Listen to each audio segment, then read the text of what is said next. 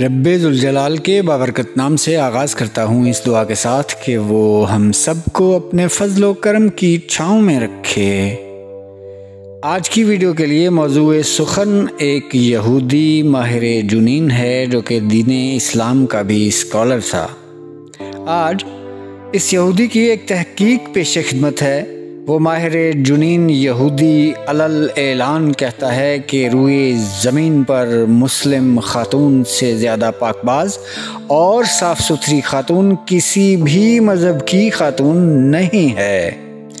पूरा वाक़या कुछ यूँ है कि अल्बर्ट आइंस्टाइन इंस्टीट्यूट से वाबस्ता एक माहिर जुनीन यहूदी पेशवा रॉबर्ट ने इस्लाम कबूल करने का ऐलान किया, जिसका वाहिद सबब कुरान में मज़कूर मुतलका के इद्दत के हुक्म से वाक़फ़ियत और इद्दत के लिए 3 माह की तहदीद के पीछे कार फरमा हिकमत से शनासाई बना।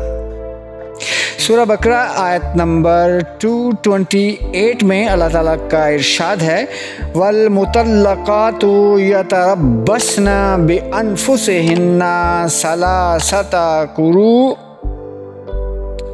इसकी ट्रांसलेशन यूँ है कि तलाक याफ्ता ख़वातीन अपने आप को 3 हैज़ तक रोके रखें।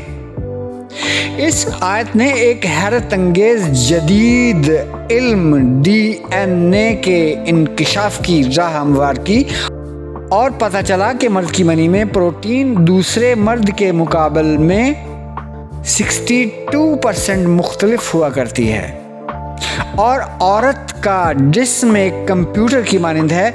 जब कोई मर्द हम बिस्तरी करता है तो औरत का जिस्म तमाम बैक्टीरियाज जज्ब व महफूज कर लेता है।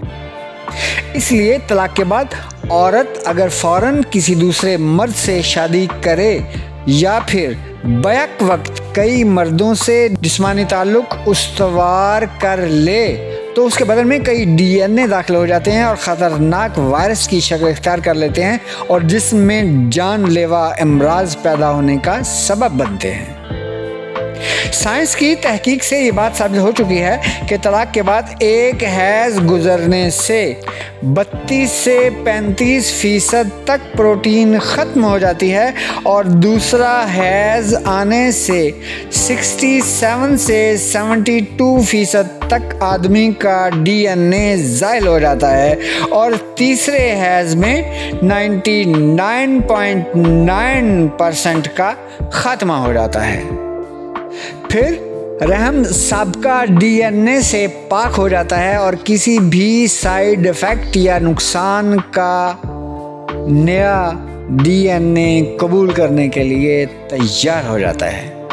एक तवाइफ जो कि कई लोगों से ताल्लुकात रखती है तो इस सबब से उसके रहम में बहुत से बैक्टीरियाज चले जाते हैं और जिसमें मुख्तलिफ DNA जमा हो जाते हैं, जिसके नतीजे में वो मुहलिक अमराज का शिकार होकर मौत की वादी में जा सोती है।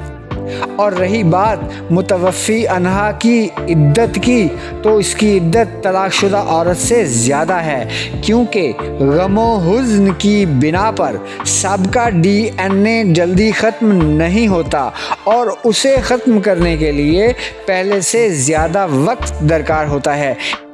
इसीलिए ऐसी ख़वातीन के लिए 4 माह 10 दिन की इद्दत रखी गई है। फरमाने इलाही है, सूरह बकरा आयत नंबर 234 का तर्जुमा पेश खिदमत है, और तुम में से जिनकी वफ़ात हो जाए और अपनी बीवियां छोड़ जाएं तो चाहिए कि 4 महीने 10 दिन तक अपने आप को रोके रखें, यानी निकाह न करें। इस हकीकत को जानकर एक माहिर डॉक्टर ने अमेरिका के 2 मुख्तलिफ महलों में तहकीक की। एक महल्ला जहां अफ्रीकन नयाद मुस्लिम रहते हैं, वहां की ख़वातीन में तमाम औरतों के जुनीन में सिर्फ एक ही मर्द का DNA पाया गया, यानी उनके शौहर का। जबकि दूसरा महल्ला जहां असल अमेरिकन आज़ाद औरतें रहती हैं उनके जुनीन में 1 से ज़ायद 2-3 लोगों तक के DNA पाए गए।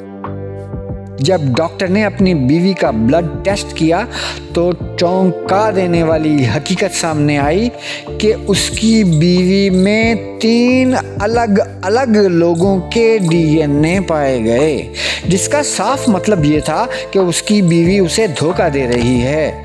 मज़ीद ये कि उसके 3 बच्चों में से सिर्फ एक उसका अपना बच्चा था।